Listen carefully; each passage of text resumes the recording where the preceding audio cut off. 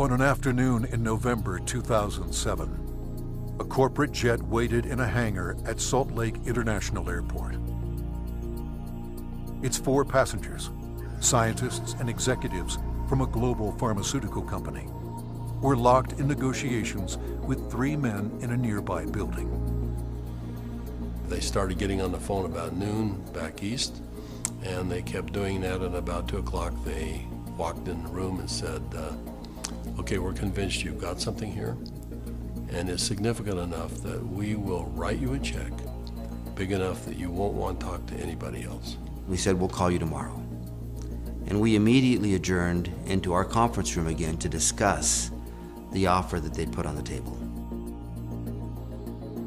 How these men came together and the decision they made that day is the story of Asea's genesis.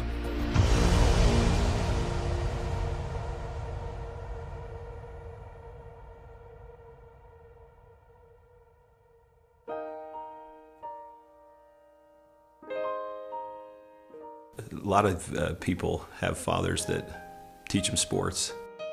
My father happened to be a great strategist. And from a very young age, I recall having discussions with him about what he was doing. At the time, he was running fairly large companies. And I can remember driving in the car with him and him talking to me about strategy, about what is strategy and how to think differently about a company. Vertus Norton was well qualified to teach his son.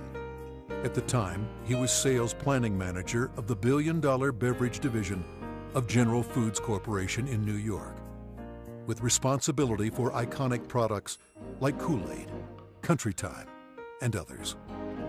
In 1985, he was recruited by Dart & Kraft and eventually became the head of Hobart Corporation US near Cincinnati, Ohio.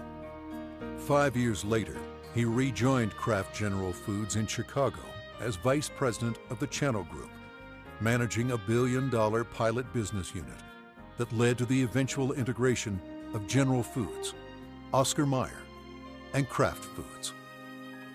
Based on his track record, Vertus was asked to help re-engineer the company to increase efficiency in relation to an industry-wide initiative called Efficient Consumer Response. In the subsequent 3 years, Kraft's ECR, or efficiency rating, moved from 10th to 1st place. I've known Vertus for over 25 years, and it was apparent to me immediately that here was a very special man. A man that had wonderful ethics, great business strategies, enthusiasm. There was no question that this man was going to be a huge success, and he is a success. Vertus retired from Kraft at age 57 and moved to Park City, Utah. We thought he would take retirement seriously. He did not. Shortly after doing some service for our church, he was asked to run a biotech company. He had a lab in Southern California, 5 PhDs reporting to him, a series of master's or graduate students as well, all doing work for him there. And he ran that for 4 years, and we thought he was done. But Vertus Norton was not done. Through his son Tyler, Vertus was introduced to another biotech company and invited to become a member of their board. I recall coming to the house one afternoon only to find books strewn about his desk, chemistry and biology books, and I said, now what in the world are you doing now? And he proceeded to tell me that he had been invited to sit on the board of this company that had an incredible technology. And I do recall him saying, but they don't know exactly what they have. And that's an invitation to my dad. He's going to figure it out. He's a puzzler. I was intrigued until they told me it was made from salt water. And I told them this doesn't sound right, and you're going to have to convince me it's real. They said, well, we can do that. They said, we have a lot of research, and we'll give you some of the best research. You can look at it. And after running a lab and having my association with these people for 4 years, I knew what to look for. And I went through the science, and it was good, defensible science.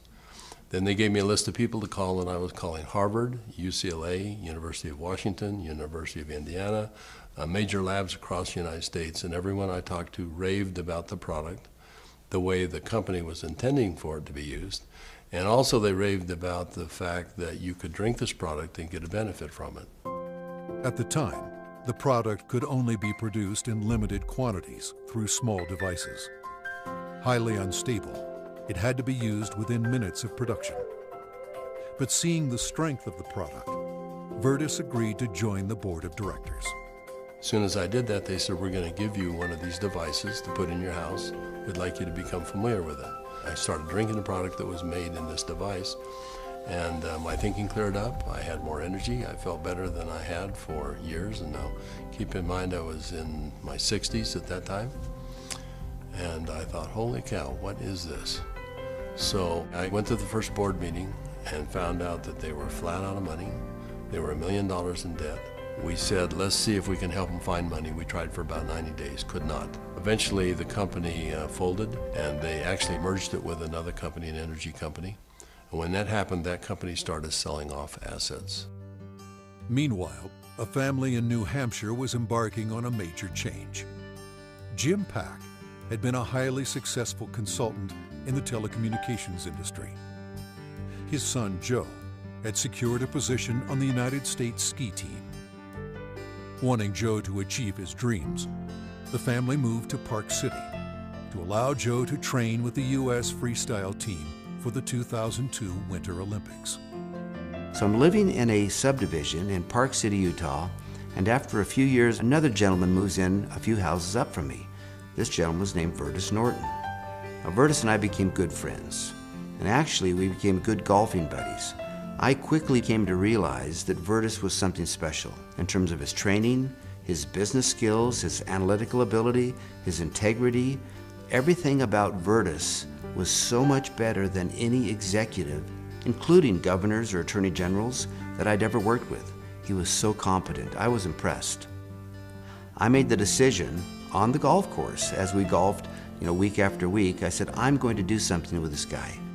One day we're golfing on the Park City Municipal Golf Course, and he's saying, I'm sitting on the board of this little company, and they've got a terrific product. I use the product, I've just found phenomenal results with this product, but the company's really mismanaged. He said, the product is so good that I'm going to put together an investment company and acquire this product. And he pulled the golf cart over on the fairway and reached in his back pocket and pulled out a folded check, business check, that was blank. And he said, you got a pen? And I handed him a pen, and he wrote a very big check. And he said, let's go do this together. And I said, are you crazy? You don't even know what it is. And I said, Virtus, that's true, but I know everything about you. I know you've done your due diligence. If you're to the point where you want to form an investment company to acquire this technology, I want to be part of it. Let's do it together. And that was the start in the formation of Asea. Of anybody that I've known, my favorite person is Jim Pack.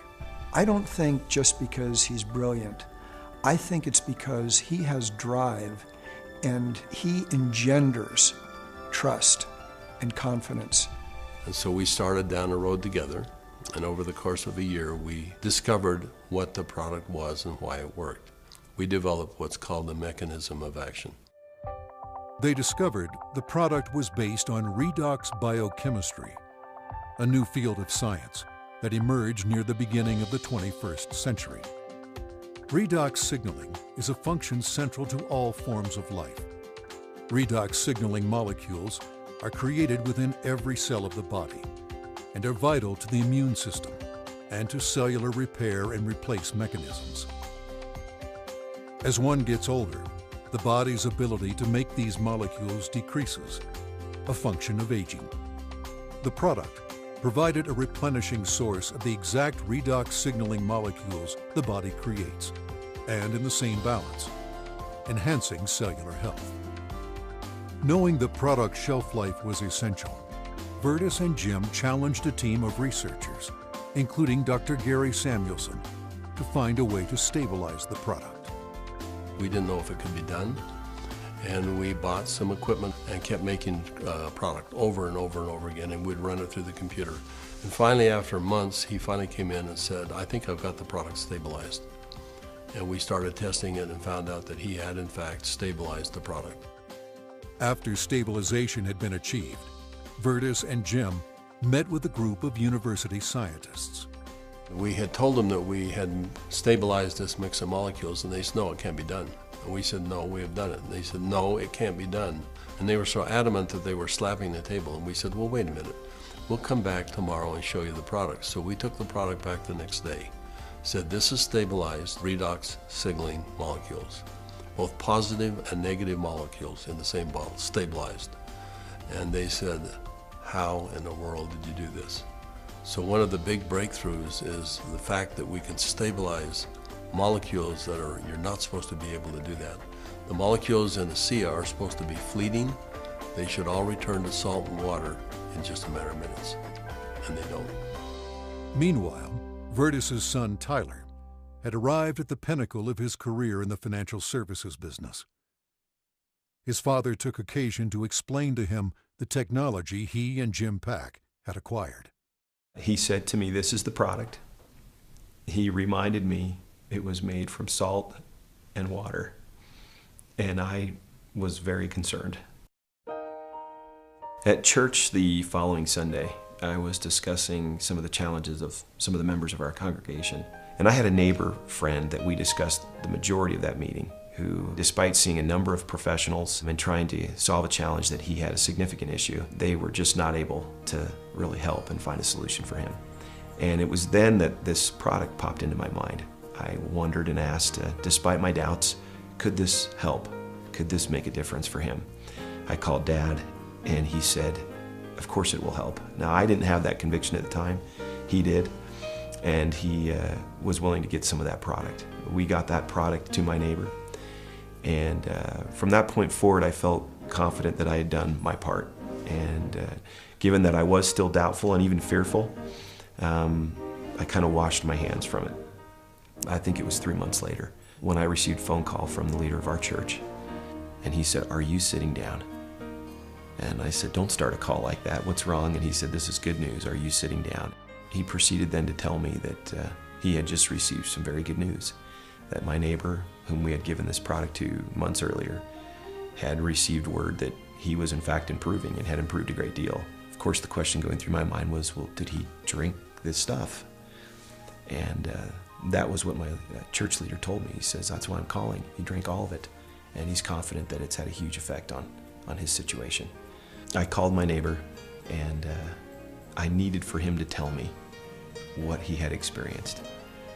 And he was quiet for a minute, as I recall, and said, do you have any idea what I think this has done for me and for my family? He began to tell me things that I've now heard multiple times over from people across all of North America, and how this product helped him and made a difference for his family. Frankly, this was a problem for me. This became a problem for me. It was my first indication that this could be real, this could be meaningful. By this point, Jim and my father had made a significant commitment to this product. They were moving forward. And I started to question kind of what I was doing, and feeling a need to get this product out to the world, watching the impact it was having. And I ultimately resigned in May of 2010 from a significant job, the job I'd spent the better part of 17 years getting to. And it was born of this sense and feeling that this product needed to be given to the world.